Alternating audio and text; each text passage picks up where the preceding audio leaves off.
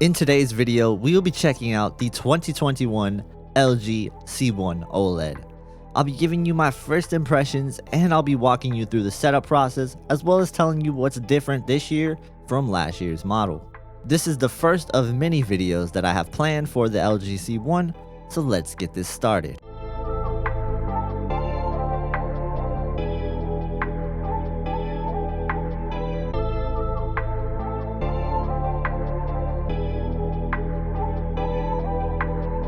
Hey everyone, welcome to the channel, Tech with KG. Like I was saying in the intro, this is the first video in a line of content that I have planned for the LG C1. I have already begun filming a comparison video with the Samsung QN90A Neo QLED side by side, so stay tuned for that. I'll also be doing a full gaming C1 video as well as other gaming related content with the LG C1. And of course, you can expect a proper full LG C1 review down the line. Now, going through the setup process of the TV, it's pretty straightforward. One thing they will ask you at the beginning is if you want AI Picture Pro turned on. Now, usually I say turn off any AI improvements because it seems to not really work most of the time, but I actually did turn on AI Picture Pro and I was really impressed with this setting. It improved the clarity and sharpness of certain images, and this is something that I think will be a preference-based thing, so play around with it and decide what you like on your own. I didn't really dive into it as much. I will on the final review, so stay tuned. Getting into how it looks out of the box, I think most people will be really satisfied with it. But to get the picture where you really want it, you're going to want to go into settings and tweak a few things. First things first, you're going to want to disable the energy savings mode under the support menu. That is a must if you don't want your TV to suddenly dim while you're watching any content. These settings that I'm going to mention next are entirely personal preference. You're going to want to decide if you like these things yourself, but here are some of the settings that I use. Under the brightness setting, I like to have my peak brightness at high. I like my gamma at 2.4 or BT 1886. My color gamut I like to set to auto detect. I turn off auto dynamic contrast. I like HDR tone mapping on. I like my motion off. I like to have sharpness at 0. And under clarity, I turn all of those settings off.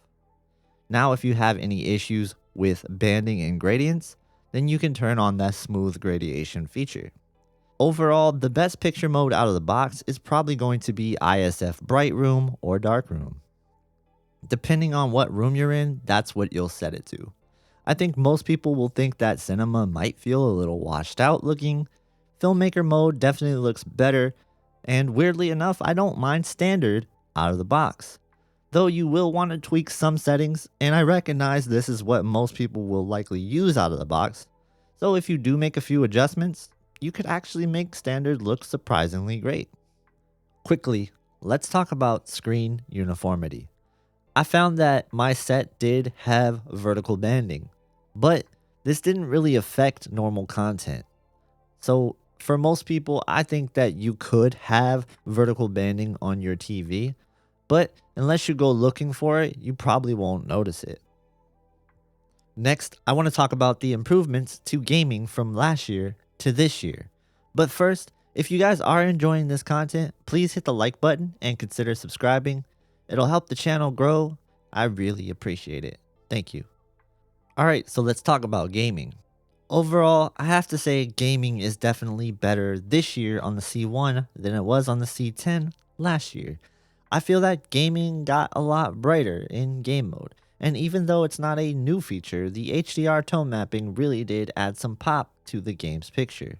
So if you feel your game is a little bit dim, go ahead and put on the HDR tone mapping and it can definitely produce some stunning results. And though it might not be the most accurate HDR, it did look really great. So if you want the most accurate HDR, then you're going to want to keep HGIG on and set it up accordingly in your console settings menu. Again, this is really preference based, so you're going to want to play with those settings yourself and decide which one you like the best. I wanted to ask you guys if there is anything you want me to go over for the gaming video, to please leave a comment and tell me exactly what you want me to test out or to check out. Now, a big change to gaming this year is the addition of the game optimizer. I personally felt like this really didn't add anything for me, but I could see how it can come in handy for a lot of gamers. There's 4 modes. Standard is the default. FPS will lift some settings so you can see enemies better in first person shooters. And RPG is supposed to enhance the focus on your character in role playing games, though I didn't see a huge difference from standard to RPG.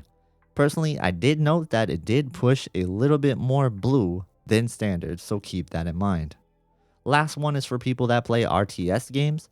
So if you're playing real-time strategy games, this is the one you're going to want to use as it's supposed to make the UI look better.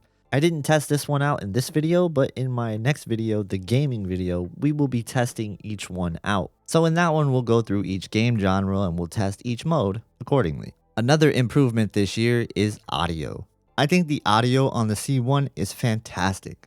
I really love the upscaling AI Sound Pro in a game like Dirt 5. I felt like I was actually in a car on a muddy road driving in the pouring rain. I doubt I'll be able to recapture that, but here's a clip I recorded with the audio on a stereo mic, so hopefully you can hear what I mean if you're wearing headphones.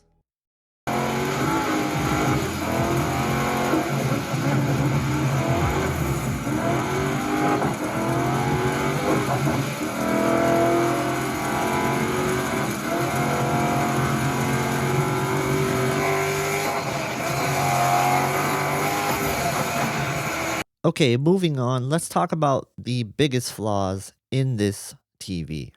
The biggest flaw to me is the highlights. I really felt that at times the highlights felt muted on this TV, especially in scenes with a bright sun or something shining off of something.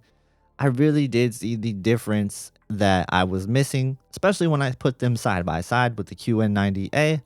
I saw that, well, on the scenes that were really bright on the QN90A, they looked somewhat dull and dim on the LG C1. But that's not to say that there isn't some great improvements here. The ABL seems to be less aggressive than past OLEDs. I was impressed with lightning strikes and explosions not fully dimming down the TV. However, anytime you did have a full scene that is very bright, you will notice ABL kicking in. ABL is auto brightness limiter, and sometimes it can really dim down the screen and impact the image that you're watching. Another con that I noticed was that whites can often look almost dirty and kind of grayish, so that's something you really want to keep in mind if you're buying an OLED. The other obvious con that I noticed was in a bright room, you're going to have trouble with this TV.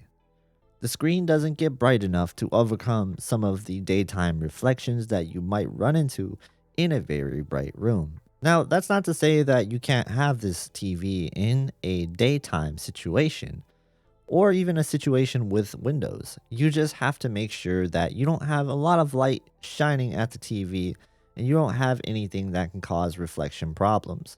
Because if you do, the TV won't get bright enough to overcome that, especially in the daytime on darker scenes. Anyway, that's my first impressions on this TV, and to me, this TV is excellent.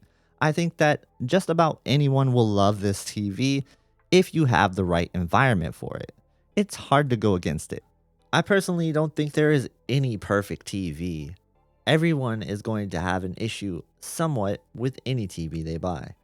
So this TV is no exception to that. I do think this is close to perfect though, and really a lot of people will love this TV. You have to understand that when it comes to buying TVs, you're going to have to rely on your personal preference. What do you prefer? I'll talk about more of this in the side by side, and in the full review, we'll make sure we break it down even more. That's all I got for you guys today. Stay tuned for that side by side with the QN90A. Thank you again so much for watching. Make sure you like and subscribe. I hope I see you guys in the next one.